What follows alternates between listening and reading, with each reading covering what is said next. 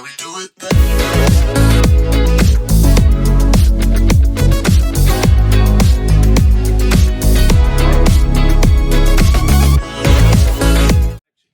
Sir, നമസ്കാരം. 14 വർഷത്തിന് ശേഷമാണ് ഇപ്പൊ കോട്ടയം ജില്ലയിലെ രക്തരക്ഷസ് ജനങ്ങൾക്കായിട്ട് സാർ സമർപ്പിച്ചത്. സോ ഒരു പ്രേക്ഷക എന്ന രീതിയിൽ ഞാൻ കണ്ട് വളരെ ഗംഭീരമായിട്ടുണ്ട്. എന്റെ പെർസ്പെക്റ്റീവ് ഒക്കെ വേറെ ആയിരുന്നു, പക്ഷെ ഗംഭീരമായിട്ട് തന്നെ സാറിന്റെ നാടകം ഞാൻ കണ്ട്. സോ ഒരു പ്രേക്ഷകര് വന്ന് കാണണം, രക്തരക്ഷസ് കാണണം എന്ന് പറയാനുള്ള എന്തായിരിക്കും, എന്തുകൊണ്ട് കാണണം എന്നാ സാർ പറയാ? അല്ല, ഇതൊരു വേറിട്ടൊരു അനുഭവം അല്ലേ മനുഷ്യന്. ഇത് എക്സ്പീരിയൻസ് ആണ് ശരിക്കും പറഞ്ഞാൽ അല്ലേ. അതെ, ഉറപ്പായിട്ടും കാണല് മാത്രമല്ല, തിയേറ്ററിൽ എക്സ്പീരിയൻസ് ആണ്. ഇത് വേറെ ഒരു സ്ഥലത്തും കിട്ടില്ല. എനിക്ക് ധൈര്യമായിട്ട് പറയാം. ഇന്നിപ്പോ ഇന്ത്യയിൽ വേറെ ഒരു സ്ഥലത്തും ഈ ഒരു എക്സ്പീരിയൻസ് ഫീൽ ചെയ്യാൻ പറ്റില്ലതാണ്. പിന്നെ ഇതിന്റെ ഏറ്റവും വലിയ കാര്യം എന്ന് പറഞ്ഞാൽ 1973 രക്തരക്ഷസ് ആദ്യമായിട്ട് എന്റെ അച്ഛൻ അവതരിപ്പിച്ചു തുടങ്ങിയത്. 1973 മുതൽ 52 വർഷമായിട്ട് ഈ നാടകം കണ്ടിന്യൂസ് ആയിട്ട് അവതരിപ്പിക്കുക. ഇതിൽ ഏത് നാടകം അതെ, ഉറപ്പായിട്ടും അല്ലേ? അത് വലിയൊരു അത്ഭുതമല്ലേ? പക്ഷെ നമ്മൾ കാലഘട്ടത്തിനനുസരിച്ചുള്ള മാറ്റങ്ങൾ, അപ്ഡേഷൻസ് വന്നിട്ടുണ്ട്. അതുകൊണ്ട് പഴയ ജനറേഷനും പുതിയ ജനറേഷനും ഒരുപോലെ അത് സ്വീകരിക്കാനും പറ്റുന്നുണ്ട്. അല്ലെങ്കിൽ നമുക്കത് മുന്നോട്ട് കൊണ്ടുപോകാൻ പറ്റില്ല. കാലഘട്ടത്തിനനുസരിച്ച് മാറ്റങ്ങൾ നമ്മുടെ നാടകത്തിൽ ഉൾപ്പെടുത്തി കഴിഞ്ഞാൽ മാത്രമേ, അത് ഏത് കലാരൂപമായാലും, നമ്മളിപ്പോ പാട്ടായാലും സിനിമയായാലും എല്ലാം നമ്മൾ അങ്ങനെയാണല്ലോ ഇപ്പൊ പഠിച്ചെടുക്കുന്നത്. അപ്പൊ അത് നാടകത്തിലും വരണം. അതിപ്പോ നമ്മൾ നാടകം ഇത്രയും വലിയ സംഭവമാണോ, എന്റെ അച്ഛൻ പണ്ടുണ്ടാക്കിയാണെങ്കിൽ കണ്ടാമെന്ന് പറയാൻ ഞാൻ പോകുന്നു. അത് ആ വ്യത്യാസം നമ്മൾ കാലത്തിനുള്ള മാറ്റങ്ങൾ ശബ്ദത്തിലായാലും സെറ്റിംഗ്സിലായാലും അതിന്റെ അവതരണ രീതിയിലായാലും നിങ്ങൾ ഇയാൾ കണ്ടപ്പോഴും അതിന് ഇപ്പോഴും ഫ്രഷ്നെസ് ഫീൽ ചെയ്യും. ഉറപ്പായിട്ടും ഞാൻ ഒരിക്കലും വിചാരിച്ചതല്ല ഞാൻ കണ്ടത്. ഭയങ്കര ഒരു നമ്മള് തിയേറ്ററിൽ കാണുന്ന ഒരു എക്സ്പീരിയൻസ് ഉണ്ടല്ലോ. ഇപ്പൊ ഫിലിം നമ്മൾ നല്ലോണം സ്വാധീനിക്കുന്ന പോലെ ഇത് ഭയങ്കര സ്വാധീനിക്കുന്നുണ്ട്. Live film. അതെ അതെ അതെ, എക്സാക്ട്ലി ലൈവ് ഫിലിം ആണ്. അതെ, പക്ഷെ ഇത് നമ്മൾ മനസ്സിലാക്കേണ്ടത് മാറ്റങ്ങളൊക്കെ വരുത്തിയിട്ടുണ്ടെങ്കിലും ഇതിന് വലിയൊരു പ്ലാറ്റ്ഫോം അച്ഛൻ ഉണ്ടാക്കി തന്നതുകൊണ്ടാണ്. പ്യൂരിറ്റി വിടാണ്ട് തന്നെ അതിന്റെ മാറ്റങ്ങൾ അത് നമ്മളത് അച്ഛൻ അങ്ങനത്തെ ഒരു വലിയൊരു പ്ലാറ്റ്ഫോം ഉണ്ടാക്കി തന്നതുകൊണ്ടാണ് നമുക്ക് ഈ മാറ്റങ്ങളൊക്കെ വരുത്താൻ പറ്റിയത്. നമ്മളെപ്പോഴും ഓർക്കേണ്ട കാര്യം എന്ന് പറഞ്ഞാൽ അവരെയാണ്, പണ്ട് ഇത് സൃഷ്ടിച്ച ആൾക്കാരെയാണ് നമ്മളെപ്പോഴും മനസ്സിലാക്കുന്നത്. ചില കാര്യങ്ങൾ അങ്ങനെയാണ്. ക്ലാസിക് എന്ന് പറഞ്ഞില്ലേ, ഇതൊരു ക്ലാസിക് ആണ് സത്യം പറഞ്ഞാൽ. ഇത്രയും വർഷം ഒരേപോലെ എല്ലാ തലമുറയിലെ ആൾക്കാരെയും രസിപ്പിച്ചുകൊണ്ട് പോവാന്ന് പറഞ്ഞത് വലിയ കാര്യം തന്നെ. സാർ അപ്പൊ ഇപ്പം സാറിന്റെ കലാനിലയത്തില് ഏറ്റവും കൂടുതൽ ഹൗസ്ഫുൾ ആയിട്ട്, അതായത് സാറിനാണെങ്കിലും ഇപ്പോൾ ചെറിഷ് ചെയ്യാൻ എല്ലാ നാടകങ്ങളും ഒന്നിനൊന്നും വെച്ചാണ്, കുറേയൊക്കെ സിനിമകളായിട്ട് വന്നിട്ടുണ്ട്. അതിൽ സാറിന് എപ്പോഴും ഏറ്റവും ഗംഭീരമായിട്ട് എല്ലാരും ഒരുപോലെ സ്വീകരിച്ച ഏത് നാടകമാണ്? ഇല്ല, കലാനിലയത്തിന്റെ എല്ലാ നാടകങ്ങളും എല്ലാവരും സ്വീകരിച്ചു തന്നെയാണ്. പക്ഷെ കലാനിലയത്തിന്റെ പേര് പറയുമ്പോൾ ഏറ്റവും കൂടുതൽ ആൾക്കാർ പറയുന്നത് 2 നാടകങ്ങളാണ്. കടമറ്റത്ത് കത്തനാര്, രക്തരക്ഷസ്. കടമറ്റത്ത് കത്തനാരുടെ വിജയസാധ്യത കണ്ടാണ് 1950 കാലഘട്ടങ്ങൾ ആണ് ഇതൊക്കെ ആദ്യമായിട്ട് എടുത്തത്. അതിനുശേഷമാണ് സിനിമകൾ വന്നു, സീരിയലുകൾ വന്നു. ഇപ്പൊ ജയസൂര്യ വെച്ച് കത്തനാര് സിനിമ എടുക്കുന്നു. ഇതിനൊക്കെ തുടക്കം ആദ്യമായിട്ട് ഇതിനിങ്ങനെ ഒരു വിപണന സാധ്യത ഉണ്ടെന്ന് മനസ്സിലാക്കിയത് അച്ഛനാണ്. പക്ഷെ അപ്പൊ രക്തരക്ഷസും കത്തനാരും ആണ് മനുഷ്യന്റെ മനസ്സിൽ എപ്പോഴും നിലനിൽക്കുന്ന ഒരു സംഭവം, എപ്പോഴും ഓർക്കുന്നത്. പക്ഷെ ഒരുപക്ഷെ ഏറ്റവും കൂടുതൽ ഹൗസ്ഫുൾ ആയിട്ട് ഓടിയത് രക്തരക്ഷസ് ആയിരിക്കും. സാറിന് എപ്പോഴെങ്കിലും തോന്നിയിട്ടുണ്ട് ഇതിന് വേണ്ടത്ര സപ്പോർട്ട് കിട്ടിയിട്ടില്ല, അതായത് സാറിന് ഇടുന്ന എഫേർട്ടിന്റെ അത്രയും ഇത് ആൾക്കാർ സ്വീകരിച്ചിട്ടുണ്ടെന്നാണോ സാറിന് തോന്നുന്നത്, അല്ലെ സ്വീകരിച്ചിട്ടില്ല എന്നങ്ങനെ തോന്നിയിട്ടുണ്ട്? ഒരിക്കലും എല്ലാ രീതിയിലും ഞാൻ വിചാരിക്കുന്നതിന് അപ്പുറമാണ് ജനങ്ങളും പ്രേക്ഷകരും സ്വീകരിച്ചിട്ടുള്ളത്. അല്ലെങ്കിൽ ഇന്നത്തെ കാലത്ത് ഇത്രയും വലിയ വലിയ സിനിമകൾ അല്ലെ, ഹൈടെക് സിനിമകൾ ഒരു കാലഘട്ടത്തിൽ മാർവൽ ഒക്കെ വരുന്ന സിനിമകൾ അല്ലെ, ആ കാലഘട്ടത്തിലാണ് ഈ ഫുൾ ഹൗസ്ഫുൾ ആണ് ആക്ച്വലി. അത് വലിയൊരു കാര്യമല്ല. ജനങ്ങൾ സ്വീകരിച്ചിട്ട് കഴിഞ്ഞ പ്രാവശ്യം തൃപ്പൂണിത്തുറ നാടകം കളിച്ചപ്പോ മമ്മൂട്ടി, മോഹൻലാല്, സുരേഷ് ഗോപിയൊക്കെ ഒഴിച്ച എല്ലാ സിനിമാ താരങ്ങളും ഇപ്പൊ ഫഹദൊക്കെ വന്ന് 10-28 പേരെയും കൊണ്ടാണ്.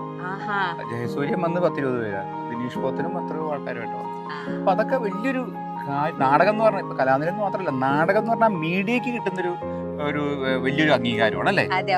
ഞാൻ പറയുന്നത് കലാനിലയം എന്നല്ല പറയുന്നത്, നാടകം എന്ന് പറഞ്ഞാൽ മീഡിയക്ക് അംഗീകാരം. ഇപ്പൊ കുറെ അന്യം നിന്ന് പോയി. കാരണം പണ്ടൊക്കെ ഈ ഉത്സവ പറമ്പുകളിലൊക്കെ കുറെ നമ്മൾ കണ്ടിട്ടുണ്ട്. ഇപ്പൊ ഒരു ന്യൂ ജനറേഷനിൽ ഉണ്ട് നാടകം, ഇപ്പോഴും ഉണ്ട്, വലിയ നാടകങ്ങളുണ്ട്. പക്ഷെ ഞാൻ പറഞ്ഞു ഇപ്പോഴും ആ ഒരു ഇതിലാണ് അവർ നിൽക്കുന്നത്. അവരെ കുറ്റം പറഞ്ഞിട്ട് കാര്യമില്ല. അവർക്ക് അവിടെയല്ലേ അവർക്ക് കിട്ടണ, അവർ എന്താ പറയാ, അമ്പലപ്പറമ്പിലായാലും പള്ളി പെരുന്നാളിലായാലും മറ്റുള്ള കാര്യങ്ങളിലേ അവർക്ക് നാടകം കളിക്കാൻ പറ്റുള്ളൂ. പിന്നെ വലിയ അപ്ഡേഷൻസും ഒരു പാറ്റേണിലാണ് അത് പോയി. അത് ആ പാറ്റേൺ ഇപ്പൊ ഈ കഴിഞ്ഞ കൊല്ലം വിളിച്ച അമ്പല ആൾക്കാർ തന്നെയാണ് ഈ പ്രാവശ്യം വിളിക്കുന്നത്. കഴിഞ്ഞ പ്രാവശ്യം വിളിച്ച പള്ളി പെരുന്നാളുകാരാണ് ഈ പ്രാവശ്യം വിളിക്കുന്നത്. അപ്പൊ പക്ഷെ എന്നാലും അവർക്ക് അവരുടേതായ രീതിയിൽ മാറ്റങ്ങൾ വരുത്താൻ ശ്രമിക്കുന്നുണ്ട്. പക്ഷെ അതിനൊക്കെ ലിമിറ്റേഷൻസ് ഉണ്ട്. നമുക്കെന്ന് പറഞ്ഞാൽ ഇങ്ങനെ ഒരു വിശാലമായ ഒരു സംഭവം അച്ഛൻ ഉണ്ടാക്കി ഉള്ളതുകൊണ്ടാണ് നമുക്ക് ധൈര്യമായിട്ട് എനിക്ക് എന്തും ചെയ്യാൻ പറ്റുന്ന ധൈര്യം എന്തുകൊണ്ടാണ് എന്തും ചോദിക്കുന്നത് എന്താണ് ഇതിന്റെ പിന്നിലുള്ള രഹസ്യം? ഒരു രഹസ്യമില്ല. കലാതിരി എന്ന് പറഞ്ഞാൽ 11 നക്ഷത്രത്തിലെ മാജിക് അച്ഛൻ ഉണ്ടാക്കി വെച്ചൊരു മാജിക് ആണ്. ആ മാജിക് അത് നമുക്ക് നിലനിർത്തിക്കൊണ്ട് പോകാൻ എന്നെ കൊണ്ട് പറ്റുന്നു എന്നുള്ളതാണ് നമുക്ക് ഏറ്റവും വലിയൊരു അഭിമാനകരമായൊരു. ഈ നാടകത്തിലാണെങ്കിൽ സാർ മുന്നിലും പിന്നിലും പ്രവർത്തിച്ച കുറെ പ്രവർത്തകരൊക്കെ ഉണ്ട്. അപ്പം കലാകാരന്മാരും അവരുടെ സപ്പോർട്ട് എങ്ങനെയാ? അവരുടെ സപ്പോർട്ട് ഇല്ലെങ്കിൽ നമുക്ക് എന്ത് ചെയ്യാൻ പറ്റും? നമുക്ക് അവരില്ലെങ്കിൽ നമ്മൾ വെറും ബിഗ് സീറോ അല്ലേ. നമ്മൾ കുറെ ഐഡിയയും ഇതൊക്കെ എത്രത്തോളം കലാകാരന്മാർ ആക്ച്വലി 120 പേരോളം എല്ലാവരും കലാകാരന്മാരായും ടെക്നീഷ്യന്മാരായും. അച്ഛനുള്ള കാലത്ത് 200 ചെല്ലാൻ പേരായിരുന്നു. ഇപ്പൊ അതൊന്നും കൊണ്ടു നടക്കാൻ പറ്റില്ല. അത്രയും പേര് അത് മാനേജ് ചെയ്യാൻ പറ്റില്ല. അപ്പൊ അവരുടെ വലിയൊരു സപ്പോർട്ടും അവരുടെ ആ ടൈമിങ്. നമ്മളൊക്കെ ഇപ്പൊ ഈ സെറ്റ് ഇങ്ങനെ വേണം, ഡ്രീം സെറ്റ് ഇങ്ങനെ വേണം എന്ന് പറഞ്ഞാൽ പോലും അത് അവര് ആണല്ലോ എക്സിക്യൂട്ട് ചെയ്യണത്. അവരുടെ കഴിവിനെ നമ്മൾ ഒരിക്കലും നമുക്കിത് പറയാൻ പറ്റില്ല. അവരുടെ സപ്പോർട്ടാണ് നമുക്ക് മുന്നോട്ട് കൊണ്ടുപോകാൻ പറ്റുന്നത്. ഇതിന് തന്നെ എത്ര ദിവസത്തെ ഹാർഡ് വർക്ക് ആണ് ഇപ്പൊ ഈ കാണുന്ന ഈ സക്സസ്? അല്ല, സക്സസ് തിയേറ്റർ കൊല്ലം കഴിഞ്ഞിട്ട് ഇവിടെ ഉണ്ടാക്കാൻ നമുക്ക് എങ്ങനെ നിയർലി 1 മന്ത് വരും. 1 മന്തിന്റെ കഷ്ടപ്പാടല്ലേ? 1 മന്ത് ഈ ചെളിക്കുണ്ടായിരുന്നു ഇവിടെ. ചെളിക്കുണ്ടായിരുന്നു. ആ ചെളിക്കുണ്ടിനാണ് നമ്മൾ മാളാക്കി എടുത്തത്. അതെ അതെ, ഭയങ്കര ഒന്നിനൊന്ന് വെച്ചാണ് എല്ലാം. അപ്പൊ ഒരു മാളിപ്പോൾ ലുലുമാളിൽ അവിടെയൊക്കെ പോകുന്നൊരു പ്രതീതിയാണ് നമ്മൾ ഉണ്ടാക്കുന്നത്. കാരണം സീറ്റിംഗ് ഉൾപ്പെടെ പുഷ് ബാക്ക് ആണ്. ഫ്രണ്ട് കംപ്ലീറ്റ് പുഷ് ബാക്ക് ആണ്. AC ഓഡിറ്റോറിയം ആണ്, മനസ്സിലായി, ഇവന്റ് കാഫറ്റേറിയ എല്ലാം. അങ്ങനെ കംഫർട്ട് ഒരു കൊടുത്താൽ മാത്രമേ പുതിയ തലമുറ വരുള്ളൂ. അത് ഏത് കാര്യത്തിലും എല്ലാ രീതിയിലും അതിനെ യുണീക്ക് ആയിട്ട് ഒരു അപ്ഡേഷൻ വേർഷൻ ആയിട്ടാണ് സാർ ഇത് സമർപ്പിച്ചത്. അങ്ങനെ വേണം. അങ്ങനെ വന്നാൽ മാത്രമേ ആൾക്കാർ, പുതിയ തലമുറ ഇതിലേക്ക് വരുള്ളൂ. പുതിയ തലമുറ വന്നാൽ മാത്രമേ ഇനി ഇത് മുന്നോട്ട് പോകുള്ളൂ. മാസ് ഓഡിയൻസിനെ നമുക്ക് അട്രാക്ഷൻ. അങ്ങനെയാണ് കലാനിലയം. കലാനിലയം നാടകങ്ങൾ നിങ്ങൾക്ക് അറിയാം. നാടകം കാണുന്ന പോലെയാണ് തിരക്കേണ്ടത്.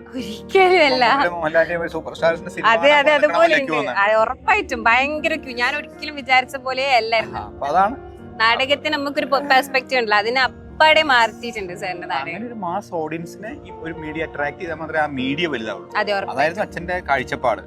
വർഷങ്ങളായിട്ട് ഇപ്പൊ നമുക്ക് നിങ്ങൾ നോക്കൂ, ഇപ്പൊ നാടകം കാണിക്കുകയാണെങ്കിൽ ഇത്രയും വലിയ ഇതൊക്കെ ഉണ്ടാക്കേണ്ട ആവശ്യമില്ലല്ലോ. നമുക്ക് ഒരു ഓഡിറ്റോറിയം കിട്ടി ഇത് തന്നെ നാടകം കാണിച്ചാൽ പോലെ. പക്ഷെ അതല്ല നമ്മൾ അത് ഞാൻ മാത്രം. എന്റെ അച്ഛൻ 1960 കാലഘട്ടത്തിൽ ഇവിടെ ഇതിന്റെ കലാനിലയം ഹിസ്റ്ററി എന്ന് പറഞ്ഞൊരു ബോർഡ് വെച്ചിട്ടുണ്ട് ഇവിടെ. അത് നിങ്ങൾ നോക്കിയാൽ അറിയാം. 1965 കാലത്തിലെ തിയേറ്റർ കാണി ഒരു പക്ഷേ ഇതിനേക്കാളും വലുതായിരുന്നു. ഞാൻ ചെയ്തതിനേക്കാളും വലുതായിരുന്നു. അപ്പൊ നമ്മൾ ഇതിനകത്ത് അട്രാക്റ്റീവ് ഇപ്പൊ കാണുമ്പോ എന്താ അവിടെ നാടകമാണോ പോയി കാണാം. അപ്പൊ നാടകം കാണുന്ന മാത്രം ഇവിടേക്ക് വരിക എന്നൊരു അട്രാക്ഷൻ ആണ്. നമുക്കിവിടെ വരിക, ഇവിടെ കാണാം, ഇവിടെ വന്ന് എക്സ്പീരിയൻസ് ചെയ്യുക. അതിനുണ്ട് ഇത്രയും വർഷത്തെ ഒരു സെറ്റാണ് ആക്ച്വലി ലെഗസി എന്ന് പറയുന്നത്. വലിയൊരു അങ്ങനെ ഒരു സംഭവം അച്ഛനും അമ്മയും കൂടി ചെയ്തു വെച്ചിട്ടുള്ളതുകൊണ്ടാണ് നമുക്കിപ്പോ കൊണ്ടു നടക്കാൻ പറ്റുന്നത്. പിന്നെ അന്നുണ്ടായിരുന്ന പഴയ കാലത്ത് ഉണ്ടായിരുന്ന നടീനടന്മാരുടെ അവര് ചെയ്തു വെച്ച കാര്യവും അച്ഛനും അമ്മയും മാത്രമല്ല, അവര് വിചാരിച്ചാൽ മാത്രം നടക്കില്ലല്ലോ. അതിന്റെ പിന്നിൽ വർക്ക് ചെയ്ത കുറെ ആൾക്കാർ, മഹാന്മാരുണ്ട്, ആ വ്യക്തികളുണ്ട് അല്ലേ. നടന്മാരായാലും ഇപ്പൊ കുമാരൻ നായർ എന്ന് പറഞ്ഞ ആളാണ് ഇതിന് ടെക്നിക്കൽ ഹെഡ് പണ്ട്. ഇങ്ങനെ ഒരു ഡിസൈൻ ചെയ്ത് വെച്ച അദ്ദേഹം അല്ലേ. എന്റെ വൈഫും മകളും ഒക്കെ ബ്രോഡ്വേ തിയേറ്ററിൽ നാടകം കാണാൻ പോയി. അവര് പറഞ്ഞത് അവിടെ പോയിട്ട് നാടകം കണ്ടവർക്ക് വലിയ അത്ഭുതം തോന്നി. ഇത് കണ്ടിരുന്ന ഒരാളോട് അത് പോയിട്ട് കാര്യമില്ലല്ലോ. അപ്പൊ ഞാൻ പറയായിരുന്നു, അതിപ്പോ തൃപ്പൂണിത്തുറ കുമാരൻ നായർ എന്ന് പറഞ്ഞത് നമുക്ക് ചിന്തിക്കാൻ പറ്റില്ല. അതൊക്കെ അത്രയും കലയോടും അത് നമ്മളിപ്പോ ഒരു 50 ലക്ഷം രൂപയുടെ ഉണ്ടാക്കുന്ന ഒരു ടെക്നിക്ക് പുള്ളി ഒരു 50,000 രൂപ ചെയ്തിരുന്നു. അതൊക്കെയാണ് അവരുടെ കഴിവ്. അപ്പൊ ഒരുപക്ഷെ അവരുടെ അത്രയും കഴിവുകളൊന്നും ഇന്നത്തെ കാലഘട്ടത്തിൽ എത്രത്തോളം എനിക്ക് പറയാൻ പറ്റില്ല. സെക്കൻഡ് പാർട്ട് ഞങ്ങൾ വെയിറ്റ് ചെയ്തൂടെ? സെക്കൻഡ് പാർട്ട് അടുത്ത വർഷം ലാസ്റ്റ്. കാരണം നമ്മൾ ഇനിയിപ്പോ ഇതിപ്പോ നിങ്ങളുടെ മനസ്സിലുള്ളതല്ലേ. ഇപ്പൊ നിങ്ങൾ വേറെ കാര്യം, 1973 എടുത്ത നാടകമല്ലേ ഇത്രയും എന്നാണ് തോന്നുന്നു. ഇനി ഞാൻ സെക്കൻഡ് പാർട്ട് എടുക്കുമ്പോ നിങ്ങൾ എനിക്ക് നമുക്കൊരു ജാമ്യം എടുക്കാൻ പറ്റില്ല. അത് പ്രതീക്ഷകൾക്ക് അപ്പുറമായിരിക്കും. അപ്പൊ നമുക്ക് എപ്പോഴും ഒരു ക്ലാസിക് സാധനത്തെ നമ്മൾ തൊടുമ്പോ വളരെയധികം ഭയപ്പെടണം. ഒരു സെക്കൻഡ് പാർട്ട് എടുത്തിട്ട് സിനിമ വരികയാണെങ്കിലും പഴയ ഒരു പക്ഷെ ഞാൻ ഒരു എക്സാമ്പിൾ പറയാം. നാടോടിക്കാറ്റിനേക്കാളും തമാശയായിരുന്നു അതിനുശേഷം വന്ന സിനിമ സത്യനന്ദിക്കാടിന്റെ ഇതൊക്കെ അല്ലേ. പക്ഷെ എന്നാലും പറയും നാടോടിക്കാറ്റിന് അത്ര ആയില്ല, എന്നാൽ അതിനേക്കാളും കോമഡി ഒക്കെ ഉണ്ട്. അത് മനുഷ്യന്റെ ഒരു ഇതാണ്. അപ്പൊ നമ്മൾ എടുക്കുമ്പോ അറ്റ്ലീസ്റ്റ് ഇതിനോട് കിടപെടി ഇതിന്റെ എങ്കിലും അത്ര നിൽക്കണം. അതൊരു വലിയൊരു ചലഞ്ചാണ് ഇന്നത്തെ ആൾക്ക്. പിന്നെ ഒന്നാമത്തെ കാര്യം, നമ്മൾ മനുഷ്യരെ കൊണ്ടൊരു കാര്യം കുഴപ്പമില്ല എന്ന് പറയിപ്പിക്കുക എന്ന് പറഞ്ഞത് തന്നെ വലിയൊരു ഉറപ്പായിട്ടും കുഴപ്പമാണെന്ന് പറയാം എല്ലാവർക്കും വേഗം പറ്റും. അപ്പൊ അത് വലിയ അപ്പൊ അതൊരു വലിയ റിസ്ക് ആണ്. ആ റിസ്ക് ഏറ്റെടുക്കണം. നമ്മൾ റിസ്ക് ആണെന്ന് പറഞ്ഞ് പിന്നോട്ട് പോയിട്ട് കാര്യമില്ലല്ലോ. സോ ഇത് എല്ലാ ജനറേഷനിലെ ആൾക്കാർക്കും എന്തായാലും വന്ന് കാണാൻ പറ്റുന്ന ഒരു തീർച്ചയായിട്ടും പഴയ തലമുറയ്ക്കും പുതിയ തലമുറയ്ക്കും ഒരുപോലെ ഇഷ്ടപ്പെടുന്ന രീതിയിലാണ് ഇപ്പൊ നമ്മളത് അതിനെ ചെയ്തിരിക്കുന്നത്. ഇപ്പൊ ഇയാളൊക്കെ നിങ്ങളുടെ അച്ഛനോടോ അമ്മയോടോ ഒക്കെ ചോദിച്ചാൽ പണ്ട് കണ്ട കാര്യം പറയും. അവരിപ്പോ വന്ന് കണ്ടാലും അവർക്ക് ബോറടിക്കില്ല. നിങ്ങൾക്കും അത് ബോറടിക്കില്ല. നിങ്ങൾക്കും ഒരു നല്ലൊരു സംഭവം. നമ്മളിപ്പോ ഉത്സവ പറമ്പിൽ കാണുന്ന ജസ്റ്റ് കുറച്ച് നാടകങ്ങൾ നമ്മൾ കണ്ടിട്ടുണ്ട്. പക്ഷെ അത് വെച്ച് നോക്കുമ്പോൾ ഇത് വേറെ സ്റ്റേജിന്റെ 10,000 സ്ക്വയർ ഫീറ്റ് ആണ് സ്റ്റേജ് മാത്രം. നിങ്ങൾ കണ്ടില്ലേ കാർ ഇങ്ങനെ പറന്നു പറഞ്ഞ ഓടി വരുന്നത് ഫ്ലൈറ്റ് നിങ്ങൾ തലയുടെ മുകളിൽ കൂടെ വന്ന് കണ്ടില്ലേ? കാർ ഇങ്ങനെ പോയി ജസ്റ്റ് കണ്ണടച്ചുറക്കുമ്പോഴും കാർ ഞാനതിങ്ങനെ നോക്കിട്ട് എങ്ങനെ വരുന്നത് ഇത്ര ടൈമിങ് അവരുടെ ഈ ഒരു സ്പോണ്ടേനിയസ് അടിപൊളിയാണ്. ഓരോരുത്തരും ഒന്നിനൊന്നും. സെറ്റ് വർക്കേഴ്സിന്റെയും ടെക്നീഷ്യന്മാരുടെ ടൈമിംഗ്, ആർട്ടിസ്റ്റ് ടൈമിംഗ് കറക്റ്റ് അല്ലെങ്കിൽ അവന്റെ നമുക്ക് സെറ്റിംഗ്സ് ഒക്കെ മുകളിൽ നിന്നും താഴത്തു നിന്നും സൈഡിൽ നിന്നും ഒക്കെ വരുന്നുണ്ട്. ആദ്യം നമ്മൾ ഇവിടെ വരുന്ന ഒരു നടനും നടിക്കും പഠിപ്പിക്കുന്ന സാധനം ഇതിൽ നിന്ന് ഒരു ലൈറ്റ് ഓഫ് വരുമ്പോൾ രക്ഷപ്പെടാൻ പറ്റുന്നതാണ് നമ്മൾ ആദ്യം പഠിച്ചത്. നമ്മൾ ഒരാൾ സ്റ്റേജിൽ വെക്കുമ്പോൾ മുകളിൽ നിന്നും വരും, സൈഡിൽ സെറ്റ് വരും, മുകളിൽ സെറ്റ് വരും, താഴത്തുനിന്ന് പൊങ്ങി വരും. അപ്പൊ ഈ ലൈറ്റ് ഓഫ് വരും ഇവിടുന്ന് ഏത് വഴി കൂടെ പോയാൽ രക്ഷപ്പെടാൻ പറ്റുന്നുള്ള നമ്മുടെ ആദ്യത്തെ പ്രാക്ടീസ്. ഡയലോഗ് പഠിപ്പിക്കലല്ല. ഇതൊരു വലിയൊരു സംഭവമാണ്. എല്ലാരും വന്ന് കാണണം ഉറപ്പായിട്ടും. ഒരുപാട് മാറ്റങ്ങൾ വരുത്തിയിട്ടുണ്ടല്ലേ? പണ്ടത്തെ വെച്ച് ഒരുപാട് മാറ്റങ്ങൾ വരുത്തിയിട്ടുണ്ട്. അതിന്റെ ടെക്നിക്കൽ സൈഡിലായാലും അതിന്റെ പ്രസന്റേഷൻ ടൈപ്പിലായാലും സെറ്റിംഗ്സിന്റെ ഇതിലായാലും സൗണ്ട് എഫക്റ്റ് ഏറ്റവും കൂടുതൽ എനിക്ക് തോന്നുന്നു എല്ലാവരും എടുത്തു പറയുന്ന ഒരു കാര്യം അതിന്റെ സൗണ്ട് എഫക്റ്റ് ആണ്. 7.1 നിങ്ങൾ സിനിമാ തിയേറ്ററിൽ പോയിരുന്ന കാന്താര കാണുന്ന എഫക്റ്റ് ഇവിടെ കിട്ടും അല്ലേ? ഒരു ലൈവ് തിയേറ്ററിൽ നമുക്കിങ്ങനെ സീൻ ഒരു എഫക്ട് ഉണ്ടാക്കാന്ന് പറഞ്ഞ വലിയൊരു കാര്യമല്ലേ? പിന്നെ ഭയങ്കര വലിയ കാര്യം. ഞാൻ എപ്പോഴും പറയുന്നത് കലാനിലയത്തിൽ നാടകം കാണാൻ വരാം, നാടകം എക്സ്പീരിയൻസ് ചെയ്യാൻ വരാനാണ് എല്ലാവരും പറയാറുണ്ട്. എന്തായാലും ഇത് നല്ലൊരു എക്സ്പീരിയൻസ് തന്നെ ആയിരിക്കും. എല്ലാവരും കാണാം. Thank you so much.